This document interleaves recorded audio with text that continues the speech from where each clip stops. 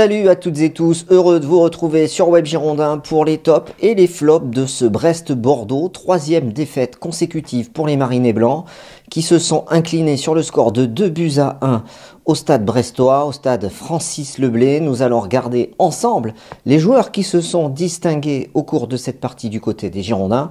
Et on commence tout de suite avec les tops.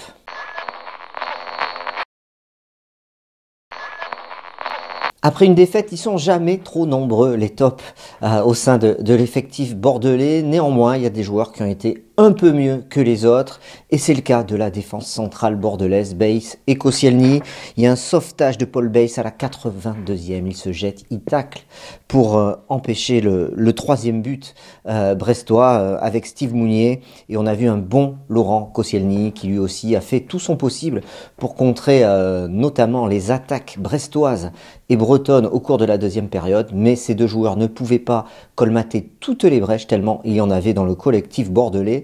Il reste quand même au top sur ce match. À noter le match un peu particulier de Benoît Costil qui finalement, malgré quelques imprécisions, et on a en tête ce but refusé de Mounier où Costil se fait prendre de la tête par l'attaquant breton. Heureusement, il est refusé. Une relance aussi ratée de Costil, mais il se reprend bien derrière en faisant la parade.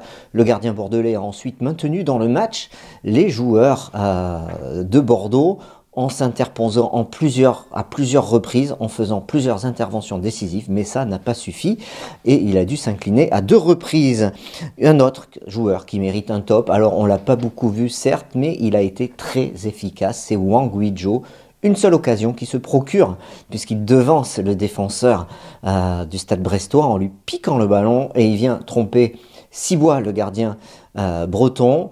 Il a une occasion qui se procure et il marque un but. On peut appeler ça un match réussi pour Wang, une ouverture miraculeuse du score. Pour autant, il n'y aura pas eu de miracle parce que l'équipe bordelaise, après ce but, s'est complètement démobilisée. Il est sorti aussi tout de suite après son but. Peut-être qu'il pu avoir une autre occasion de marquer. Voilà, en tout cas, Wang, c'est un petit top pour son match. On regarde maintenant les flops du côté des Girondins.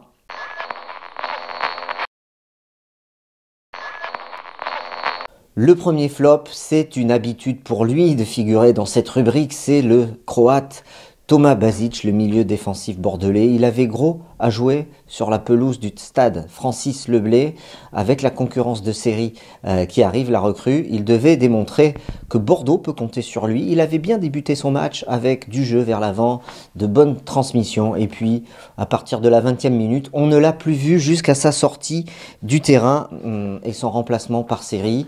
Voilà, il sort la tête basse et il peut l'avoir parce qu'il n'a rien démontré au cours de ce match. Un autre flop, lui, par contre, il n'est pas habitué à cette rubrique, il était plutôt habitué au top. Mais une fois n'est pas coutume, il est dans les flops, c'est Yacine Adli.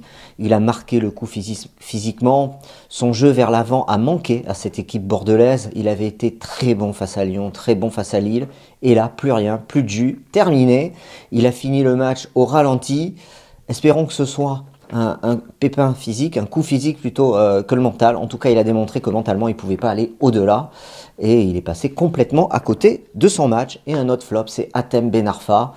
Il n'a rien pu faire dans ce match. On l'a vu qu'il n'était pas bien. Au tout début, où il est averti, il perd un ballon dès la 6e minute dans ses 30 mètres. Et il revient pour faire faute, pour le récupérer. Il prend un jaune. Et là, on se dit, il n'est pas dans son match, Hatem Ben Arfa. Il a été très bien pris par l'équipe adverse. Il a eu une occasion énorme avec un caviar de Depréville. On joue la 2e minute et il loupe complètement son face-à-face. Puis il doit taper un peu plus fort, il met une frappe molle. Et Bordeaux ne peut pas mener au score. Ça peut changer peut-être la donne dans cette rencontre s'il transforme cette occasion. Voilà, donc c'est un flop pour Hatem Ben Arfa. Au cours de ce match, un petit mot sur les entrants. Série 10-15 bonnes minutes, une connexion avec Hatem Ben Arfa où il transmet des ballons vers l'avant et puis après on a vu qu'il avait du mal à suivre le rythme adverse. Il n'a pas joué depuis de nombreux mois, Jean-Michel Seri. Et concernant les entrées de Briand, Lacou, Traoré, Bakwa, rien à rajouter. Je vous remercie d'avoir suivi ces tops et ces flops. Donnez-vous aussi vos tops et vos flops dans les commentaires ci-dessous. Allez, à bientôt sur Web Girondin. Bye bye.